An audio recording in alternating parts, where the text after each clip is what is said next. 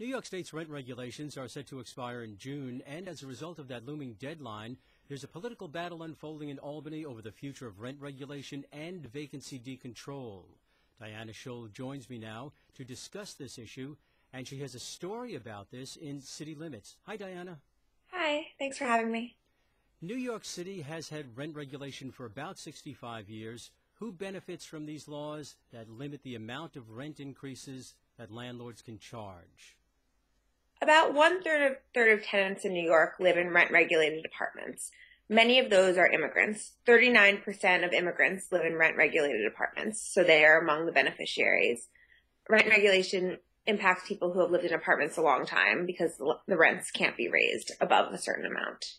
You report that many immigrants are organizing to pressure the state legislature to pass a strong rent regulation law.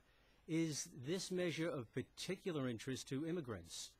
Yes, this measure is of particular interest to immigrants. As I noted, 39% of immigrants live in rent-regulated apartments, so they have a lot to lose by rent regulation being overturned, and the fact that they're trying to make stronger rent regulation laws, so people who move out of the apartments can also continue to have the benefits.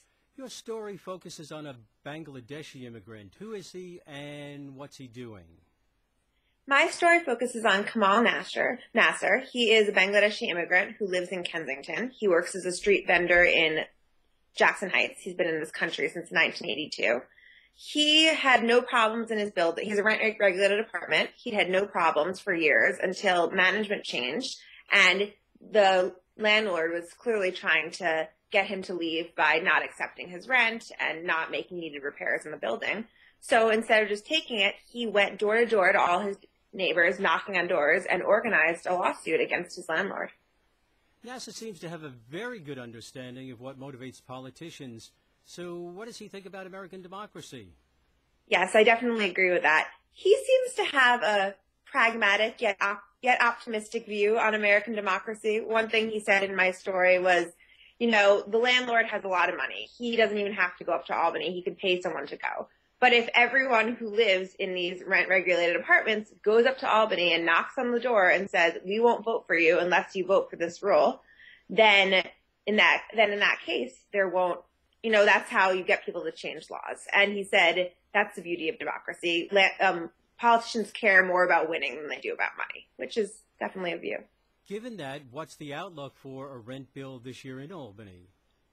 The rent law expires in June, so something has to happen. The Assembly has already passed a law that pro-rent regulation groups really like. It overdoes vacancy decontrol, which is when they deregulate an apartment after it reaches $2,000 a month in rent. It also maintains rent regulation and other strong pro-tenant policies. That bill is not expected to pass in the Senate. So there's expected to be a compromise bill between the Assembly, the Senate, and Governor Cuomo.